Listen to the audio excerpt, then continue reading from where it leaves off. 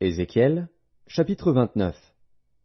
La 10e année, le 12e jour du 10e mois, la parole de l'Éternel me fut adressée, en ces mots. Fils de l'homme, tourne ta face vers Pharaon, roi d'Égypte, et prophétise contre lui et contre toute l'Égypte. Parle, et tu diras. Ainsi parle le Seigneur, l'Éternel. Voici, j'en veux à toi, Pharaon, roi d'Égypte, grand crocodile, qui te couche au milieu de tes fleuves, et qui dit, mon fleuve est à moi, c'est moi qui l'ai fait.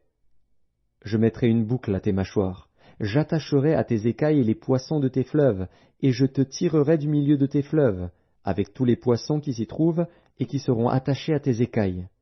Je te jetterai dans le désert, toi et tous les poissons de tes fleuves. Tu tomberas sur la face des champs, tu ne seras ni relevé ni ramassé. Aux bêtes de la terre et aux oiseaux du ciel je te donnerai pour pâture. Et tous les habitants de l'Égypte sauront que je suis l'Éternel, parce qu'ils ont été un soutien de roseau pour la maison d'Israël. Lorsqu'ils t'ont pris dans la main, tu t'es rompu, et tu leur as déchiré toute l'épaule. Lorsqu'ils se sont appuyés sur toi, tu t'es brisé, et tu as rendu leurs reins immobiles. C'est pourquoi ainsi parle le Seigneur, l'Éternel. Voici, je ferai venir contre toi l'épée, et j'exterminerai du milieu de toi les hommes et les bêtes. Le pays d'Égypte deviendra une solitude et un désert, et ils sauront que je suis l'Éternel, parce qu'il a dit, le fleuve est à moi, c'est moi qui l'ai fait. C'est pourquoi voici, j'en veux à toi et à tes fleuves, et je ferai du pays d'Égypte un désert et une solitude, depuis Migdol jusqu'à Syène et aux frontières de l'Éthiopie. Nul pied d'homme n'y passera, nul pied d'animal n'y passera, et il restera 40 ans sans être habité.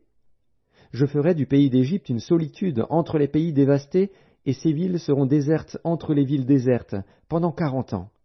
Je répandrai les Égyptiens parmi les nations, je les disperserai en divers pays. Ainsi parle le Seigneur, l'Éternel. Au bout de 40 ans, je rassemblerai les Égyptiens du milieu des peuples où ils auront été dispersés.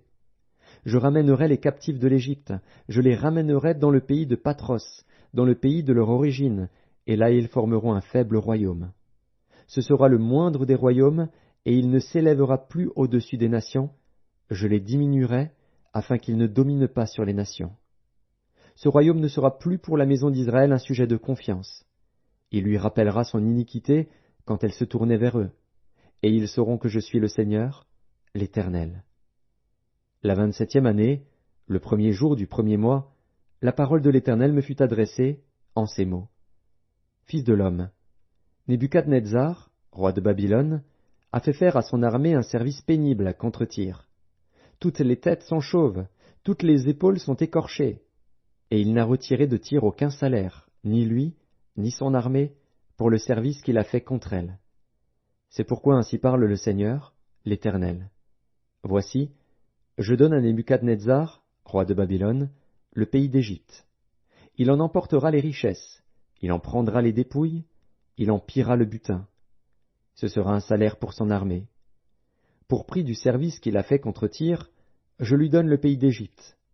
Car ils ont travaillé pour moi, dit le Seigneur, l'Éternel. En ce jour-là, je donnerai de la force à la maison d'Israël, et je t'ouvrirai la bouche au milieu d'eux. Et ils sauront que je suis l'Éternel.